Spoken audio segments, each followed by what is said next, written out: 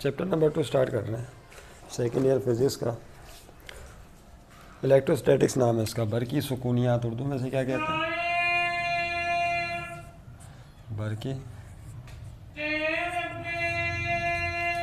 बरकी सुकूनियात इसे कहा जाता है। This is called electrostatics. इसमें सबसे पहले जो कॉन्सेप्ट पढ़ा था हमने वो कौन सा था, याद कीजिए। What was that? बात यहाँ से शुरू की थी हमने, या बाद में गुफ्तगू की होगी, कि जब आम रोज़मर्रा मुशाहिदे की बात है कि जब हम बालों पे कंघा करते हैं, जैसे आजकल खुशी का मौसम आया हुआ है, जब हम बालों को कम करते हैं, कंघा करते हैं, तो बाद हालात में क्या होता है कि बाल कंघे से अट्रैक्ट होने लगते हैं। क्या होता है? बाल कंघे से अट्रैक्ट होने लगते हैं। तो होता ये कि कंघा और बाल आपस में रगड़ खाते हैं। उस रगड़ के अमल के नतीजे में कुछ होता है, जिसके नतीजे में बाल कंघे को खींचता है और बाल कंघे को खींचता है और कंघा बालों को खींचता है। नहीं समझे बात को? ये दो तरफा मामला है। यानी इसका मतलब है रगड़, चूँकि दोनों में रगड़ का अमल हुआ तो दोनों ऑब्जेक्ट्स एक दूसरे को अटैक करते हैं। बाल भी कंघे को अटैक करता है और कंघा भी बालों को अटैक करता है, यानी दोनों एक दूसरे को अटैक करते हैं। हमें इस सवाल के जवाब की तलाश नहीं करनी है। अमूमन रोज़मर्रा ज़िंदगी में ऐसा होता है, दो बॉडीज़ को आपस में रब करें तो उनमें हल्की बॉडीज़ को अपनी तरफ अट्रैक्ट करने की एबिलिटी पैदा हो जाती है। That ability of attraction is called electric charge. हम ये कहते हैं कि बॉडीज़ क्या हो गई? चार्ज हो गई। जब उनमें रगड़ की वजह से अजसाम को अपनी तरफ कशिश करने की सलाहियत पैदा हो जाए तो इसी का दूसरा नाम क्या है? बोलिए, इलेक्ट्रिक चार्ज। इसको इलेक्ट्रिक चार्ज का नाम दिया गया है। ये तो हो गई बात इसकी। अब इसको थोड़ा सा हमें और समझना पड़ेगा कि आखिर ऐसा होता क्या है जब बॉडीज़ इलेक्ट्रिकली चार्ज होती हैं। आखिर जब वो रगड़ का अमल होता है तो उनमें ऐसा क्या मामला होता है। तो हम ये बात जानते हैं कि जितने भी बॉडीज़ हैं, जितने भी एटमों से मिलकर बनती हैं, और एटम्स में कौन होते हैं बताइए? एटम्स का जो पार्ट है, अगर आप एटम का स्ट्रक्चर जो बचपन से पढ़ते चले आ रहे हैं, उसके सेंटर में प्रोटॉन और न्यूट्रॉन होता है, और बाहर शेल्स में कौन होते हैं? इलेक्ट्रॉन्स होते हैं, इस पर पॉजिटिव चार्ज होता है। और जो इलेक्ट्रॉन्स होते हैं, इलेक्ट्रॉन रिवॉल्व कर रहे हैं, इसमें कौन सा चार्ज होता है? बोलिए, निगेटिव चार्ज होता है। और ये बात भी हम जानते हैं कि इलेक्ट्रिकली एटम न्यूट्रल होता है। न्यूट्रल का मतलब क्या है? जितने प्रोटॉन होते हैं उतने ही इलेक्ट्रॉन होते हैं। जितने पॉजिटिव चार्ज होते हैं, अब न्यूट्रॉन को तो हटा देना भी है, न्यूट्रॉन तो एक न्यूट्रल पार्टिकल है, उसका तो अभी इस चार्ज से कोई लेना देना फिलहाल नहीं है। तो प्रोटॉन पे पॉजिटिव चार्ज है और इलेक्ट्रॉन पर निगेटिव। तो किसी भी एटम में पीरियोडिक टेबल में आप उठा के देखें, जितने पॉजिटिव चार्जेस होंगे उतने ही निगेटिव चार्जेस होंगे, जितने प्रोटॉन होंगे उतने ही इलेक्ट्रॉन होंगे। इस पॉइंट को जहन में रखिएगा। Is that clear? इसका मतलब है कि पॉजिटिव और निगेटिव एक दूसरे को बैलेंस कर देते हैं। तो मजमूई तौर पर एटम क्या बन गया? न्यूट्रल। एटम क्या हो गया? न्यूट्रल। और दुनिया का हर एटम और हर बॉडी चाहती है कि वो क्या रहे? न्यूट्रल रहे। अब हम कंघे की मिसाल ले लेते हैं, जो भी जिससे बात शुरू की थी। अगर कंघे को जब बालों पर रगड़ा जाता है तो कंघा भी तो एटमों से मिलकर बना है ना। इसका मतलब है कि वो भी न्यूट्रल था शुरू में। जितने उसमें प्रोटॉन थे उतने ही इलेक्ट्रॉन थे। अब एक मिसाल ले लेते हैं, फ़र्ज़ कर लें कि उसमें 100, ये मिसाल समझाने के लिए दी जा रही है, तो खैर ये बिला तशबीह बिला मिसाल, 100 उसके अंदर फ़र्ज़ कर लें इलेक्ट्रॉन्स थे। कितने? तो प्रोटॉन्स भी कितने होंगे? तो वो भी 100 ही होंगे। एक मिसाल दी जा रही है बात, ताकि नुक्ता समझ में आ जाए। वो भी 100 होंगे। तो इलेक्ट्रॉन पे निगेटिव और प्रोटॉन्स पर पॉजिटिव चार्ज। इसका मतलब कंघा न्यूट्रल है। होता ये कि जब आप उसको रब करते हैं बालों के साथ, तो कंघे में से इलेक्ट्रॉन निकलकर बालों में चले जाते हैं। क्या होता है? कंघे में से इलेक्ट्रॉन ट्रांसफ़र हो जाते हैं किसमें? बालों में। अब कंघे में हो गई इलेक्ट्रॉनों की कमी, और इस कमी को वो बर्दाश्त नहीं कर पाता। नहीं समझे बात को? क्योंकि उसके पास वो न्यूट्रल नहीं रहता। जब उसमें से इलेक्ट्रॉन निकल जाएंगे तो फिर कौन सा चार्ज अपेयर हो जाएगा? उस पर पॉजिटिव चार्ज अपेयर हो जाएगा। लिहाजा वो क्या करता है कि अपने खोए हुए इलेक्ट्रॉनों को दोबारा हासिल करने की कोशिश करता है। वो इलेक्ट्रॉन उसने कहाँ पर खोए हैं? कहाँ? बालों में खो दिया समझ लो। जब वो बालों से रगड़ खाया था तो जो कांटेक्ट में बॉडीज़ आती हैं रगड़ की वजह से, उनमें ही तो लेन देन होगा ना यकीनन। तो वो कंघे में से इलेक्ट्रॉन निकल कर इसमें गए, बालों में गए, तो किसको अट्रैक्ट करेगा? क्यों? क्योंकि बालों ने इलेक्ट्रॉन उसके ले लिए, लिहाजा उसको वापस हासिल करना चाहता है। उसमें एक हलचल मच जाती है, वो एक्साइटेड हो जाता है, क्योंकि वो अब न्यूट्रल नहीं रहता। याद रखिएगा। और जो मामला कंघे का है वही मामला बालों का भी है। क्यों? बाल भी कंघे को अटैक करेंगे। अब आप सोच रहे होंगे वो क्यों अटैक करेंगे? वो इसलिए अटैक करेंगे कि उनके ऊपर इजाफी इलेक्ट्रॉन आ गए। वो भी कंघे को खींचेंगे कि वो जो इजाफी इलेक्ट्रॉनों का बोझ उनके ऊपर आ गया है, वो कंघे को दोबारा वापस करके खुद न्यूट्रल हो जाएं। ये बात समझाने के लिए दी जा रही है। वैसे आपकी बुक में जो एग्जाम्पल दी गई है वो उसकी दी गई है, सिल्क और रॉड की। गिलास रॉड क्या लिया उन्होंने?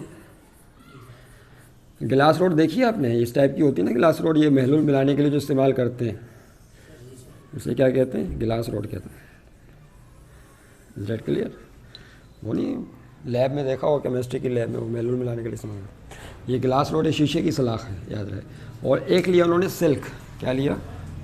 सिल्क से मुराद कौन है? कोई कपड़ा है, रेशम का कपड़ा, सिल्क कहते हैं किसे? रेशम के कपड़े को। फिर वो कहते हैं कि अगर आप उस गिलास रोड को इस कपड़े के साथ, रेशम के कपड़े के साथ अच्छी तरह रब करें, रगड़ते जाएं रगड़ते जाएं रगड़ते जाएं, तो क्या होगा? अब जो कंगा है वो चार्ज, सॉरी कंगा कह रहा हूँ मैं, जो गिलास रोड है वो क्या हो जाएगी? वो चार्ज हो जाएगी। अब इस गिलास रोड को आप पीस ऑफ पेपर के पास लेके जाएं, किसके पास? कागज़ के छोटे छोटे टुकड़ों के पास। तो ये गिलास रोड क्या करेगी? उन्हें अपनी तरफ अट्रैक्ट करना शुरू कर देगी। अब सवाल ये पैदा होता है कि क्यों, ऐसा क्यों होगा? तो जवाब तो हमने तलाश कर ही लिया कि होता ये है कि जब सिल्क और रेशम आपस में रब होते हैं तो एक में से इलेक्ट्रॉन निकल कर दूसरे में मुंतकिल हो जाते हैं, एक में इलेक्ट्रॉनों की कमी हो जाती है, दूसरे में इजाफा हो जाता है। तो होता ये कि गिलास रोड में से इलेक्ट्रॉन निकल के किस में जाते हैं? सिल्क में जाते हैं। तो यहाँ इलेक्ट्रॉनों की क्या हो गई? कमी। लिहाजा गिलास रोड कागज़ के टुकड़ों को अपनी तरफ अटैक करता है ताकि अपनी इलेक्ट्रॉनों की कमी उससे पूरी कर ले। ऐसा होता है मामला। या ये भी हो सकता है कि दोबारा वो सिल्क को ही अपनी तरफ अटैक कर ले, समझे बात को? रगड़ खाने के बाद सिल्क को ही दोबारा अटैक कर ले ताकि खोए हुए इलेक्ट्रॉनों को वापस ले सके। तो आपने देखा यहाँ पे भी यही मामला होगा कि यहाँ इलेक्ट्रॉनों की कमी हो गई और यहाँ इजाफा हो गया। अच्छा, यहाँ चूँकि इलेक्ट्रॉनों की कमी हुई है तो इस पर कौन सा चार्ज आ जाएगा? बोलिए, पॉजिटिव। और जिसमें इलेक्ट्रॉनों का इजाफा हो गया, सिल्क में इलेक्ट्रॉन चले गए, तो इस पर चार्ज आ जाएगा निगेटिव। अब इसे बोलेंगे पॉजिटिवली चार्ज रॉड, इसे बोलेंगे निगेटिवली चार्ज सिल्क। इस पर पॉजिटिव चार्ज आ गया और इस पर नेगेटिव चार्ज। अब चार्ज पॉजिटिव हो या नेगेटिव, चार्ज की डेफिनेशन क्या बनी? When two bodies rubbed with each other then they have got an ability to attract the lighter bodies. This ability of attraction is called electric charge. इसकी definition क्या बनी जो आपको लिखवाई दी? व्हेन, बोलिए, two bodies rubbed with each other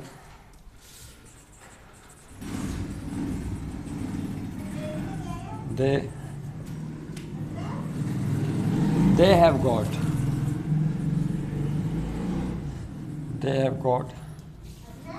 an ability to attract the lighter bodies. क्या? to attract the lighter bodies. This ability of attraction, this ability of तो अट्रैक्शन, ये तो लिखा हुआ है ना आपके पास, लिखवा दिया था उस दिन। Due to rubbing is called electric charge. क्या कहते हैं इसे? इज कॉल्ड इलेक्ट्रिक चार्ज कहते हैं इसे। और जिन बॉडीज़ पे इलेक्ट्रिक चार्ज आया है उनको चार्ज बॉडीज़ कहा जाता है। जैसा ऊपर ये क्या बन गई? चार्ज बॉडी बन गई। ये भी क्या बन गई? चार्ज बॉडी बन गई। तो आपने देखा। अच्छा, आपने गौर किया कि अब चार्ज दो तरह के हो गए। कितनी तरह के? दो तरह के। एक पॉजिटिव कहलाएगा और दूसरा निगेटिव कहलाएगा। लिखें टाइप्स ऑफ चार्ज, ये तो लिखा हुआ आपके पास, देख लीजिए यहाँ पर। ये डेफिनेशन मुकम्मल हो गया। अब टाइप्स ऑफ चार्ज किसे कहते हैं? अब हम टाइप्स ऑफ चार्ज पे बात करेंगे। ओके,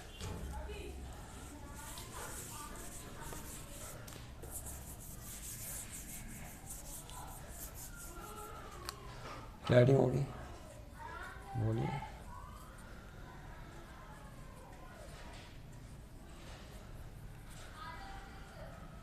टाइप्स ऑफ चार्ज लिखें इसमें, बल्कि लिखा हुआ आपके पास। There are two types of charge. कौन कौन से? बोलिए।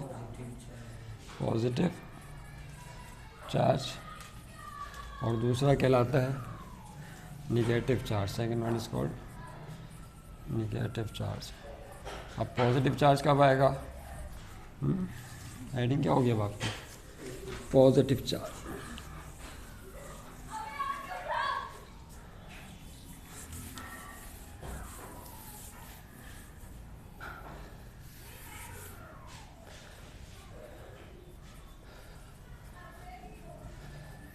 पॉजिटिव चार्ज किसकी वजह से आता है? It is due to the deficiency of electrons.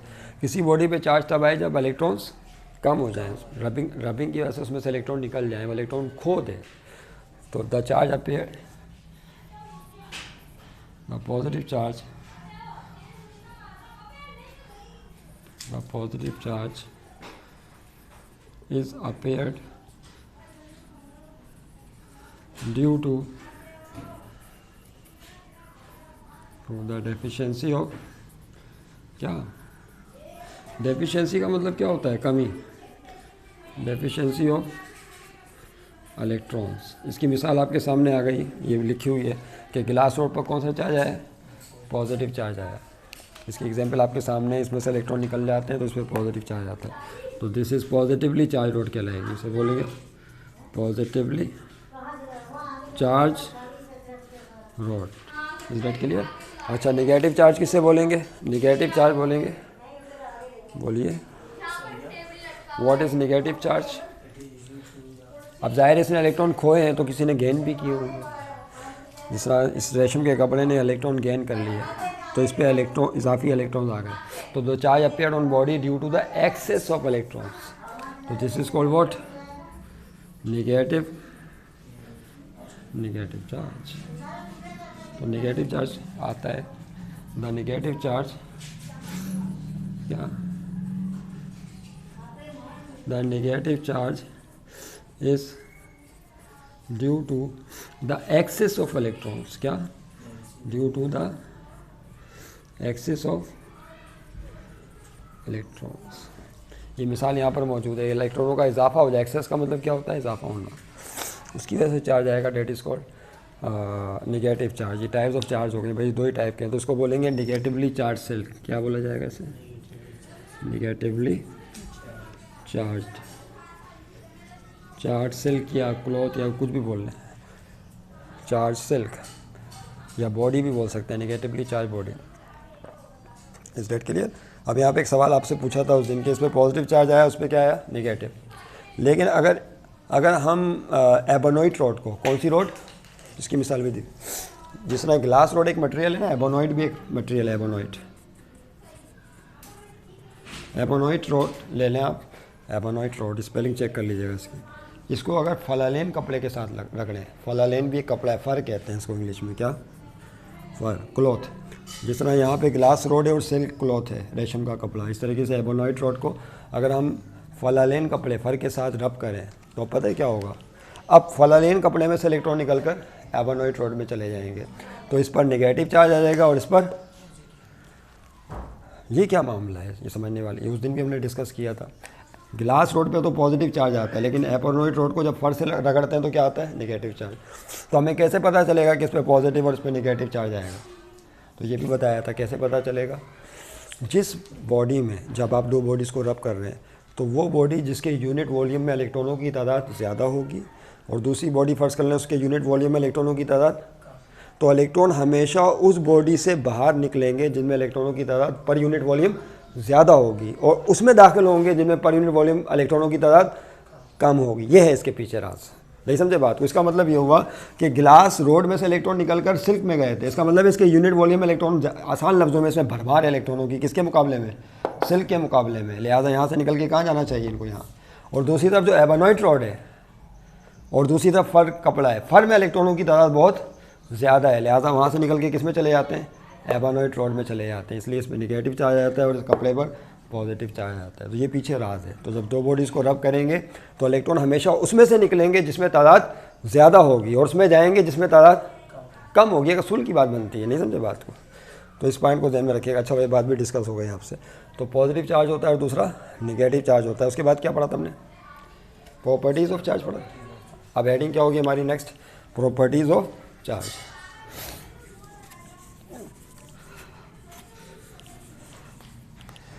Properties of charge.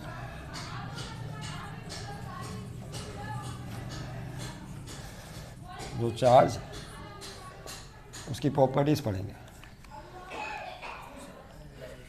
पहली प्रॉपर्टी क्या पढ़ी थी? अनलाइक चार्जेस की पढ़ी थी। अगर अनलाइक चार्जेस होंगे, अनलाइक का मतलब है पॉजिटिव और नेगेटिव, या इनको हम अपोजिट चार्जेस भी कहते हैं। अगर इनको करीब लाया जाएगा तो बहुत अट्रैक्ट ईच अदर, दोनों एक दूसरे को कशिश करेंगे। तो पहली प्रॉपर्टी ये थी कि unlike charges and unlike charges attract each other. इसको मिटा देना।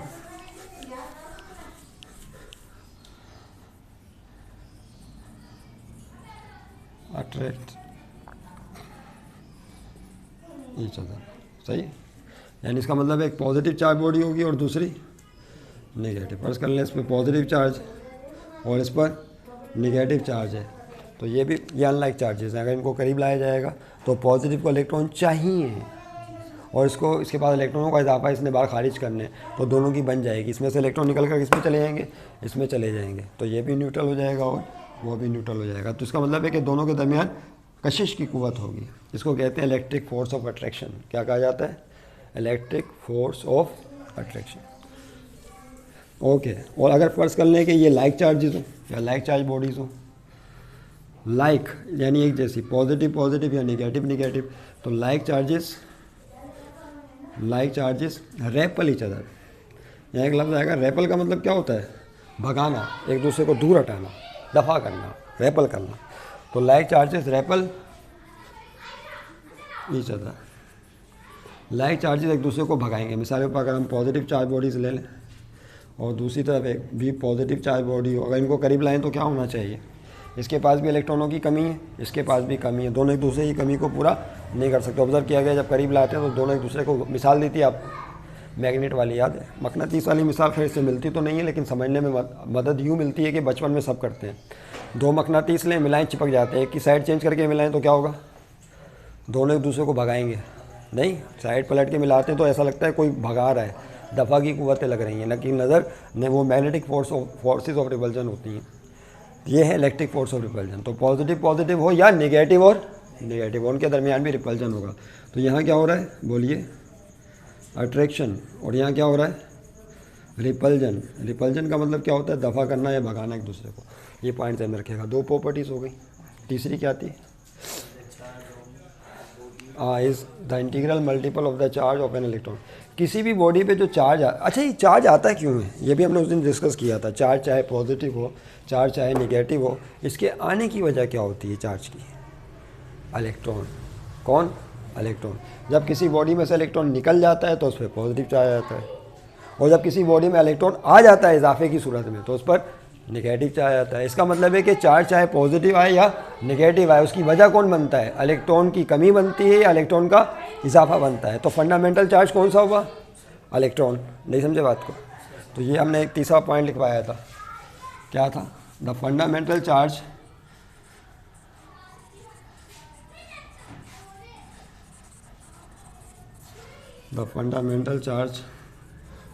on matter is charge on an electron। जो फंडामेंटल चार्ज है मैटर में वो कौन सा है? Charge on an electron. वो इलेक्ट्रॉन का चार्ज है, उसकी वैल्यू पता ना सबको क्या है? बोलिए। तो इलेक्ट्रॉन के चार्ज को इससे शो करते हैं, वो है 1.6 तो 10 की पावर -19 कूलम में नापते हैं ना चार्ज को। और ये इलेक्ट्रॉन इसलिए यहाँ पे क्या आ जाता है? माइनस आ जाता है। लेकिन जो चार्ज इलेक्ट्रॉन पर होता है वही प्रोटॉन पे भी होता है, याद रखिएगा। जो चार्ज इलेक्ट्रॉन पर है वही प्रोटॉन पे भी है। Don't forget this point. तो तीसरा पॉइंट ये हो गया। तो चार्ज जो इलेक्ट्रॉन पर हो ताकि वो बैलेंस कर सके ना एक दूसरे को, तो ये तो इलेक्ट्रॉन हो गया, और अगर प्रोटॉन होगा तो यहाँ पे क्या लगा देते हैं? पॉजिटिव। तो उस पर भी चार्ज की मिकदार इतनी होती है 1.6 × 10 की पावर -19 कूलम। फ़र्क किस चीज़ का है? वो प्लस माइनस का फ़र्क है। इलेक्ट्रॉन पे नेगेटिव लेते हैं, प्रोटॉन पे पॉजिटिव, तभी तो बैलेंस होते हैं इलेक्ट्रॉन और प्रोटॉन, चार्ज के एतबार से बैलेंस हो जाते हैं एक दूसरे पर। अगला पॉइंट क्या था? Number 4 property, the charge. हाँ नहीं, एक और प्रॉपर्टी नहीं, ये तो हमने वो पढ़ ली ना, ये तो प्रॉपर्टी बीच में आ गई कुछ। हाँ, ये प्रॉपर्टी थी कि किसी भी बॉडी पे जो चार्ज होता है वो इलेक्ट्रॉन के चार्ज का इंटीग्रल मल्टीपल होता है। क्या है? The charge on body is integral multiple of the charge of an electron. The charge on body is integral multiple of charge on an electron. इसको हमने समझना है तेज़ी के साथ। ले समझो बात क्या मतलब हुआ? यानी किसी बॉडी में चार्ज होगा 1 इलेक्ट्रॉन के बराबर होगा या 2 इलेक्ट्रॉन के बराबर होगा या 3, इस तरह से होगा। यानी फर्ज कर लें आप बॉडी है, इसमें से 1 इलेक्ट्रॉन निकाल लें तो इस पर क्या आ जाएगा? एक पॉजिटिव चार्ज आएगा। चार्ज को हम 1Q से भी शो करते हैं। इसका मतलब है इस पर चार्ज आया 1 इलेक्ट्रॉन के बराबर। 1 इलेक्ट्रॉन और बाहर निकालें तो अब कितने चार्ज आ जाएंगे बताइए? इस पर चार्ज आ जाएगा 2 इलेक्ट्रॉन के बराबर। 1 इलेक्ट्रॉन और निकाल लें, इस पर चार्ज आ जाएगा 3 इलेक्ट्रॉन के बराबर। इस तरह अगर n इलेक्ट्रॉन निकाल लें, कितने n, तो n इलेक्ट्रॉन के लिए हम क्या करते थे, याद करें, 2 लिखने के बाद यहाँ पे क्या लिख देते थे, प्लस n e। यानी अब जो चार्ज आएगा वो n इलेक्ट्रॉन आपने निकाल लिया। अब n से मुराद कोई भी तादाद हो सकती है, 1 2 3 4 5। तो इसका मतलब है किसी बॉडी पे चार्ज इलेक्ट्रॉन के चार्ज का इंटीग्रल मल्टीपल, इसको इंटीजर्स कहते हैं, 1 2 3 4। अच्छा, क्या इस पर चार्ज 1.5 इलेक्ट्रॉन के बराबर आ सकता है? 1.5 2.3 पौने 4 2.5, इसका हिसाब होगा नहीं। इसका मतलब है बॉडी पर चार्ज 1.5 नहीं आ सकता। वो तब आता है जब 1 इलेक्ट्रॉन के साथ आधा निकलता, तो ऐसा हो ही नहीं सकता। तो 1 इलेक्ट्रॉन बाहर जाएगा या 2 जाएंगे। तो किसी बॉडी पर चार्ज होगा वो इलेक्ट्रॉन का इंटीग्रल मल्टीपल होगा, होल इंटीग्रल मल्टीपल। अच्छा, जिस तरह चार्ज प्लस में होता है इसी तरीके से माइनस में भी हो सकता है। क्यों माइनस में क्यों होगा? अगर इलेक्ट्रॉन बाहर जा रहा है तो पॉजिटिव है। ये भी तो हो सकता है कि इलेक्ट्रॉन बॉडी के अंदर इजाफे की सूरत में आ रहा हो, तो तब क्या हो जाएगा? तब वो निगेटिव हो जाएगा। नहीं समझे बात को? बाकी स्टोरी यही रहेगी, इलेक्ट्रॉन जाएगा भी इंटीग्रल मल्टीपल के साथ, आएगा भी इंटीग्रल मल्टीपल के साथ। नहीं समझे बात को? तो ये मामला है, इसको बात ध्यान रखिएगा। इसे हमने कहा था द क्वांटाइजेशन ऑफ चार्ज। इस प्रॉपर्टी का एक नाम क्या बताया था? The quantization of charge. याद रहेगा, इस प्रॉपर्टी का एक नाम है क्वांटाइजेशन ऑफ चार्ज। देख लो बात। इसकी मिसाल अंडों वाली है। अंडे खरीदने जाओगे तो 1 अंडा खरीदोगे या 2 खरीदोगे या 3।